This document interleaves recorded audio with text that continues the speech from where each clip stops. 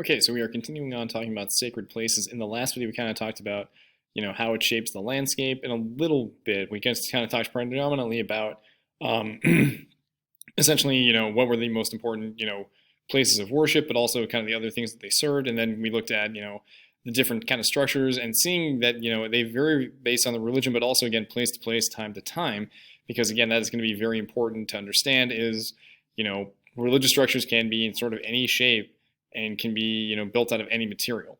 So one thing we're going to look at here with the sacred places is also adding in with administration and structure kind of at the tail end of this presentation. All right. So as we said, every place has holy places. Universalizing religions have holy places, so do ethnic and folk religions. All right. So for universalizing places, it's usually related to the founder's life. So within Islam, that would be places related to where did the Prophet Muhammad go. With Christianity, it's things related to Jesus and the apostles and the saints. Within Buddhism, it's the life of the Buddha, Siddhartha Gautama, and other famous monks and Buddhist missionaries.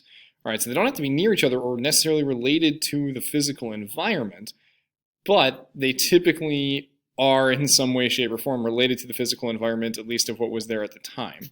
All right, so one example that we're going to look at in particular is the Kaaba in Islam, which is in Saudi Arabia. I don't remember if it's in the presentation of the Holy Sepulchre within Jerusalem, where Jesus' body is supposedly was buried, at least.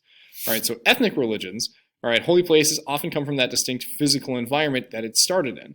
And typically within both universalizing and within ethnic religions, you get pilgrimages for religious purposes to places that people consider very sacred, very important. So again, Jerusalem is really, really big for those, three religions, the three Abrahamic religions of Judaism, Christianity, and Islam. Within, India and China, you also have a lot of Buddhist and Hindu temples that are really, really important to the local landscapes. And then, you get other places in various areas around the world where, for Christian saints, where, actions they performed, or Christian missionaries, or same thing within Islam with Sufi mystics, that they're just areas that are really, really important based on the actions that they did in those given spots, which makes them holy as a result, not necessarily because of the physical environment, because that's just where they practice their features, not necessarily that there was a tie-in to a certain building or anything. It's just, this person lived in this place and did good deeds here, or attempted to do good deeds in these locations. All right, so yeah, so we talked about that. I think, yeah, but also within some of the other ones. So this is kind of an addition to this. So parts within that distinctive environment. So more specifically, within the indigenous Americans here in the United States, looking at specific burial grounds where people were buried within the Ganges River as used holy or purification for the Hindus. That is specifically tied into a specific physical characteristic of the landscape. All right. So yeah, so pilgrimages, religious purposes to a place considered sacred. So yeah, within Islam, okay, we have these Muslim holy sites. All right. So we have the Dome of the Rock right here. Another way to look at that right there on top of it, and there's a mosque inside or connected to it. And essentially, you have these different ones within Islam. I could talk about Mecca, Medina, and the Dome of the Rock. I can't talk about these other ones. As much as I have some knowledge on these areas, I'm not necessarily about or I have as much information on these other ones. So within Mecca, that was the foundation of where the Prophet Muhammad, the founder of the Muslim religion, was born. That's where he started the religion. That's kind of where he heard the voices of God outside the city and then began to preach about it. But then they were kicked out of Mecca, due to the growing fear and the limits of trade and everything else related to the polytheistic religions that were around at the time, around 622. He ends up, and or I should say, the Prophet Muhammad and his followers end up in Medina, farther north in Saudi Arabia, and that's where the religion really takes off. And then they come back, they retake Mecca, and then they begin to pray in the direction of Mecca and the Kaaba, which we'll look at here. The Dome of the Rock, which is situated on top of the Western or Wailing Wall within Judaism, which is where the second temple was built, and that's the only remaining part that the Romans were not able to destroy or did not destroy. During their reign. But yeah, so the Dome of the Rock is located there, and it's really important for Muslims, again, as a result of the fact that in Islamic lore, that is where the Prophet Muhammad is said to have ascended to heaven. He didn't die. But he visited Jerusalem and ascended to heaven and then came back down and then carried on the rest of his teachings and movements after that. So that's really, really important for them. So here's the Kaaba, this really, really big structure kind of centered inside of Mecca. And so this is the direction that all Muslims pray to. So this is a specific physical tie-in to the landscape.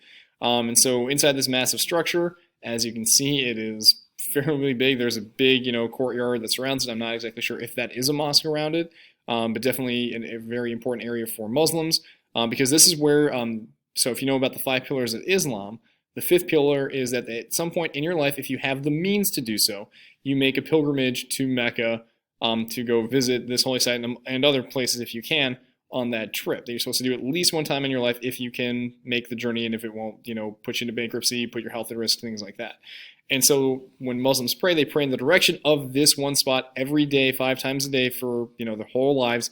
And this is where they are supposed to visit because it's considered that holiest spot within Islam from there. So here's where you see the Kaaba in there and then these massive structures surrounding it. And it draws millions of people every single year during the Hajj. It's that important of a structure for them.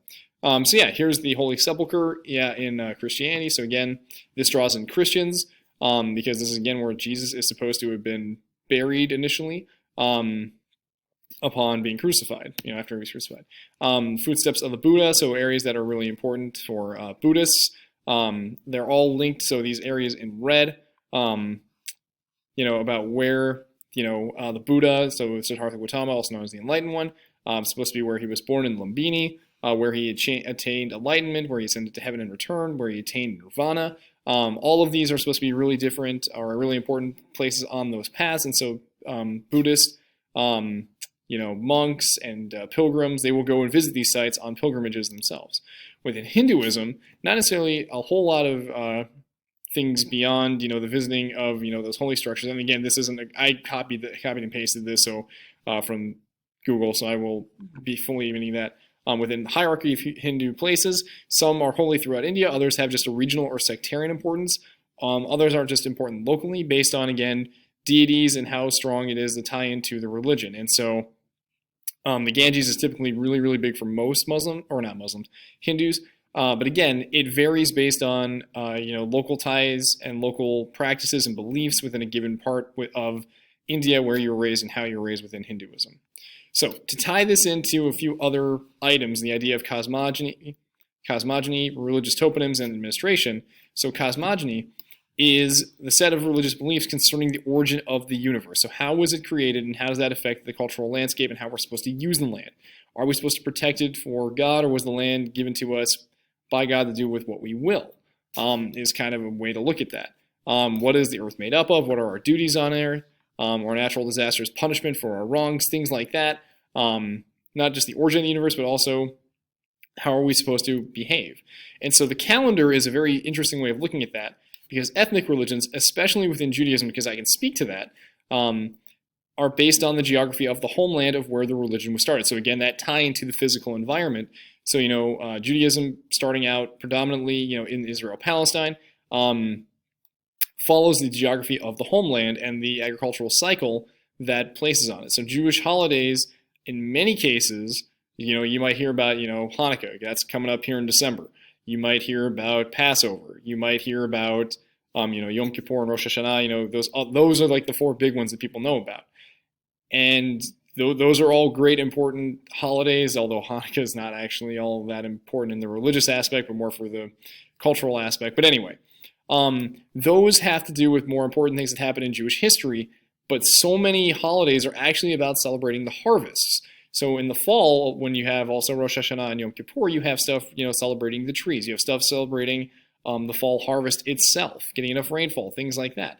And so that changes year to year on what we call the Gregorian calendar, with the whole, 12 months that we're used to, 12 months, 365 days. Judaism typically has 14 months, occasionally 15, and obviously less days per month because of the numbers. But essentially, it's based on the agricultural cycle and the lunar calendar. So it follows more of the lunar cycles than it does the cycle of the sun. And so the holidays celebrate, or, predominantly the stuff with the fall harvest, not the fall harvest. But yeah, and then the dates change every year because it follows that lunar calendar. All right. Islam is very similar to the same thing, and so for others, it's tied into the solstice.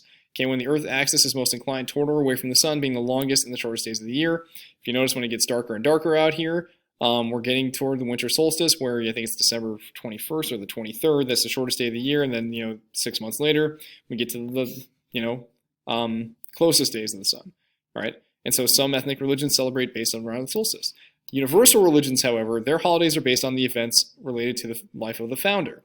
You could think about this directly relating to Christianity with Christmas and with Easter, although that does actually, depending on what your faith is there, is very different. So, if you're Catholic or, Protestant Lutheran, when you celebrate Christmas and Easter is different from when Eastern Orthodox people celebrate Christmas and Easter due to the use of different calendars and when they believe these actions actually happen, not always on December 24th and 25th.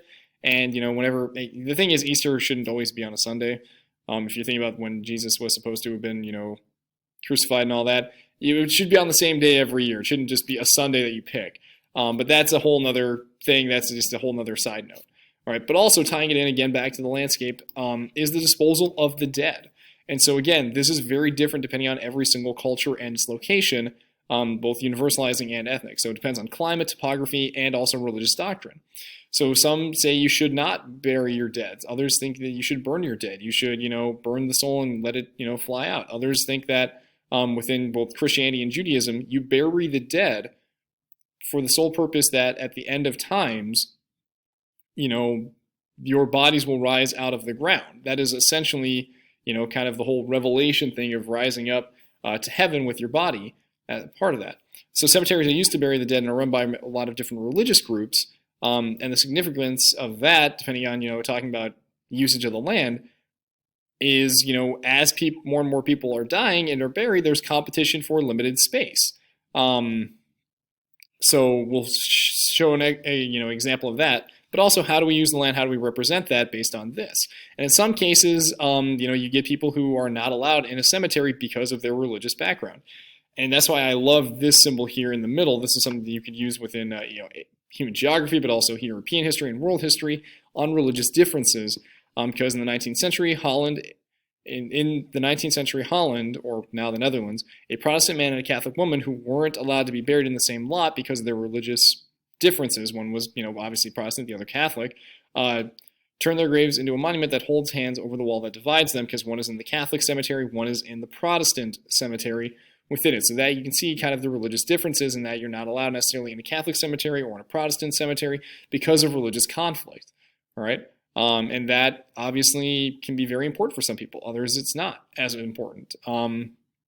So within that, though, so I visited Prague in the Czech Republic, a few years ago, and they have a very historic Jewish section of the city. And one thing that they show is the cemeteries. Is that there's not a whole lot of land in downtown Prague or just Prague itself for cemeteries, but the Jewish lot where they've been burying people for hundreds of years, they're continually built, and this is is a very interesting use of land. They're consistently burying people on top of one another. So this is like 10, 15 feet above ground or ground level of the street. Is they're constantly raising the level of the cemetery to bury more and more people, and have been doing this for generations. And this is actually pretty common throughout much of Europe, but it was the first time I'd really been aware of it. And you can kind of see that they're not necessarily taken of the best of use. But again, that's talking about competition for limited land usage. All right. So then we'll finish up with settlements and toponyms and religious organizations in the final video of this section.